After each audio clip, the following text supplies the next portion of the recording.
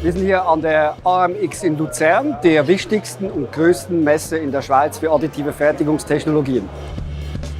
Die AM Expo ist sehr wichtig für den Schweizer Markt im Bereich Additive Manufacturing. Man kann hier Networking betreiben, untereinander Informationen austauschen, die Firma präsentieren und Neuheiten vorstellen. Wir stellen hier gemeinsam mit KVT Schweiz aus.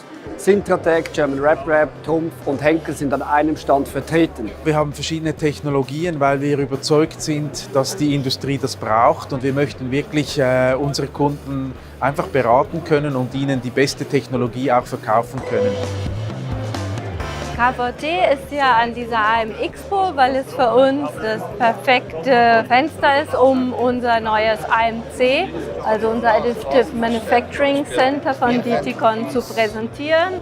Wir haben hier ein tolles Publikum, ein fachkundiges Publikum, und wir führen sehr viele interessante Gespräche. Ja, das Additive Manufacturing Center, das ist für uns wirklich wichtig, dass wir einfach alles anbieten können. Also wir können von Konstruktion über Scannen, über kleine Produktionen bis hin zum Service und dem Verkauf von den Maschinen können wir alles anbieten.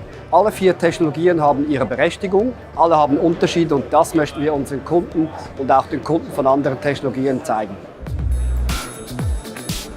Mit Sintratec arbeiten wir jetzt seit Dezember 2018 zusammen, und wir sind davon überzeugt, dass Sintratec in den nächsten Jahren eine zentrale Rolle spielen wird im 3D-Druckbereich.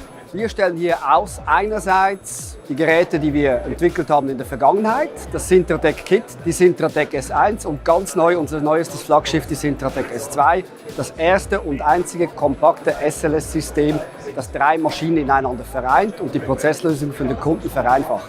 Die Sintratec S2 ist ein sehr spannendes und kompaktes SLS-System, gerade da es sich im Mittelpreissegment ansiedelt, was so auf dem Markt noch nicht verfügbar ist. Ja, wir denken, dass die S2 eine große Nachfrage haben wird, und jeder, den wir eigentlich schon mit der S2 jetzt in Kontakt gebracht haben, war davon begeistert. Besonders überzeugend tut uns natürlich der Materialwechsel, dass das sehr einfach ist. Das haben wir bis jetzt bei keinem Hersteller so gesehen wie bei Sintratec. Das ist wirklich sehr gut gelöst.